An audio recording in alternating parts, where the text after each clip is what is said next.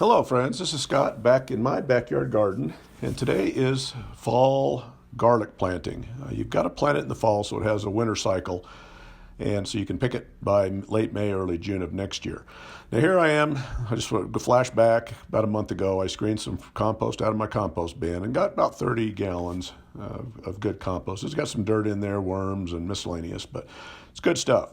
My garlic this year wasn't as large as it usually is, that I grow in this raised bed, and so I want to make sure that my concoction this year is going to do the job for next year.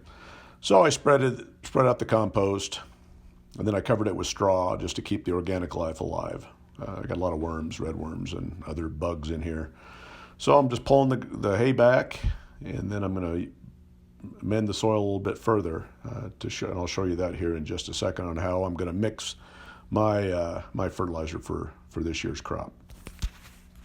Every third year I'll remove all the soil from this bed. It's just planting mix, my compost, and there's several ingredients that I like to put in. So this year I'm putting in blood meal, which is all nitrogen, and bone meal, which is all potassium, and muriate of potash, which is potash. Most of us know that nitrogen is great for green development, and then the potassium and potash is good for stem and root development. So I'm just going to use the real scientific method of spreading this out, measuring exactly the amount that I'm supposed to be using here. It's a secret, so I can't tell you what that exact amount is. That's my trademark, but just throwing it out there. A little bit from each bag. I'm going to leave a little bit from each bag to take over to the project garden, because I am going to grow some garlic in ground also. I find that the garlic that I plant in containers grows much better. It's much better crop than when I do in ground for local soils. Not sure exactly why that is, but it tends to be the case.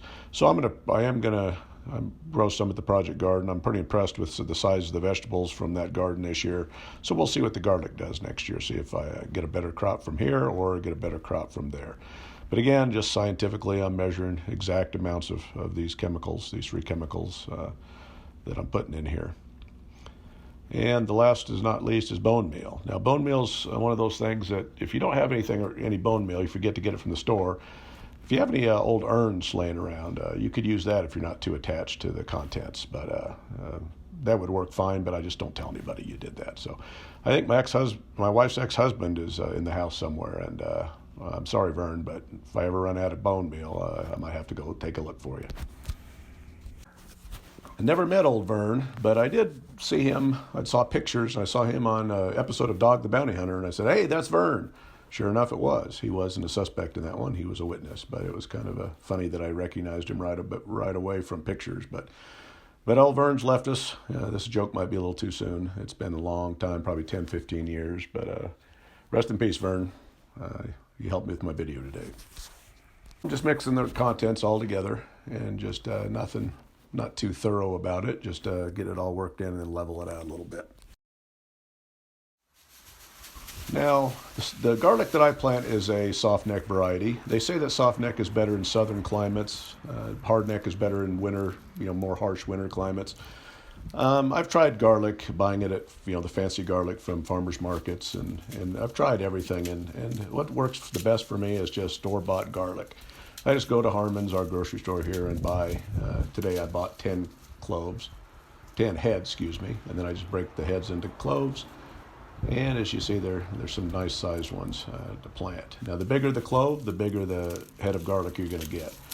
A lot of people will just plant the biggest of the cloves. I'm not that picky. I'll still get a pretty good head out of whatever clove I plant. So I'll plant them all, and just whatever I got. So there's probably 10 to 15 cloves per head. So do the math. It's well over 100 cloves of garlic. I usually don't do this entire bed, but this year I'm going to do the entire bed. Might as well. I want to get a little bit more garlic since I didn't get such a good crop this year.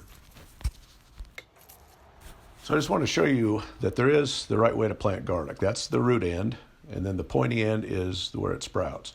So you always got to plant it root down. If you don't, you're not going to have success with your garlic. Now here I'm just spreading the garlic out on the top of the soil. it's a very loose mix, so I'm just going to shove these into the soil, but I want to space them out and make sure that I've got them evenly spaced. I'm doing them approximately 3.5, 4 inches apart in rows. And like I say, I've got 100 and something to plant here, so I never was a math major, but there's a lot here. So next year's harvest, with all this amendments, I'm hoping it'll be a good harvest. Here I am just finishing up setting the cloves on top of the soil, and I'll show you here in a second how I just officially plant them. Real simple process. Soil's loose, just shove them in just so that the very top is exposed or just right below the surface. So, not difficult, just shoving them in. Again, if you're doing it in regular soil, you'd need a little bit of a tool or implement to do this, but that's why I like raised beds. Nice loose soil, and garlic really likes this nice, loose, well-drained soil. After I'm done planting, I just smooth the soil over, covering up just the tops and filling in the holes. And again, nothing fancy, just to make sure that you've got good soil contact. When they start growing their roots first, they'll start to push themselves out of the soil a little bit. So sometimes you have to shove them back down in. Here's one I've got to figure out, well, should I put it there back? I don't know where it's supposed to go, so I won't do it. Here's an onion I found, but I'm going to give this little onion a chance at life. I'm just going to shove that one in here in the front. I'll have a little onion next year. And then this old hay that I had, I'm just going to put back over the bed. Just make sure that everything's covered. I'm not even going to water this bed in. The soil is nice and moist from all the rain we've received in the last week and a half. And this mulch is really wet. I don't want to accelerate the growth. I just want the garlic to get a start.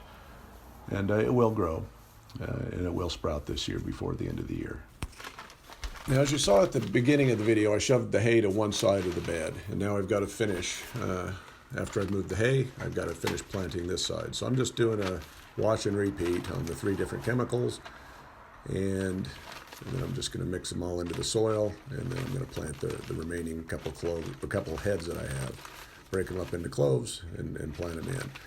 Now again, garlic needs a long growing period, so it needs a winter cycle.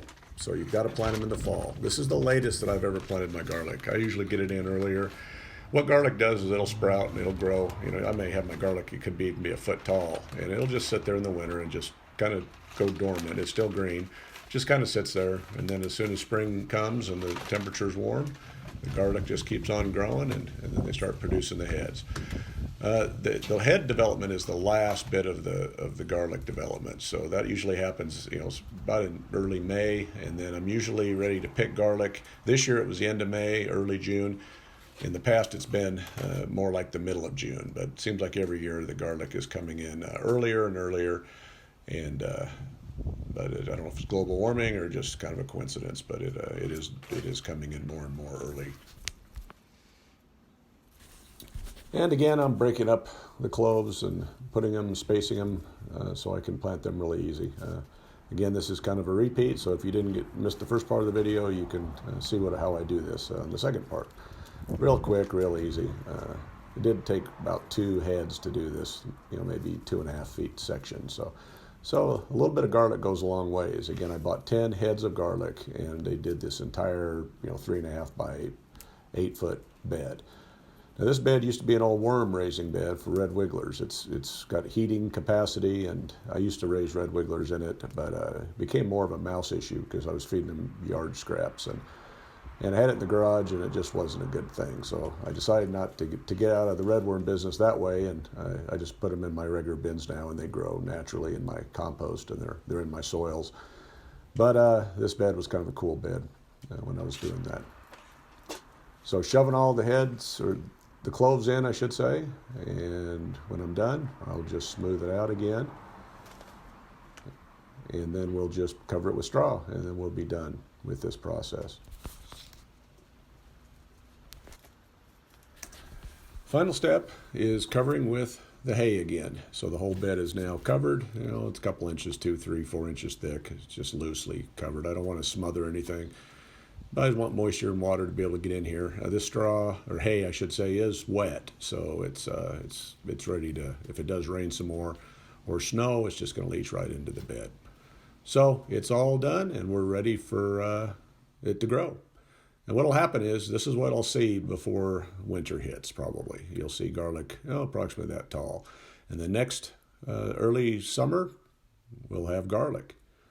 And it is a very easy crop to grow, and it is a fun crop to grow. We use a lot of garlic. Hey, if you like this kind of video and want to continue to follow me on my journey in living my best rural life in the city, please subscribe to my channel. Thank you.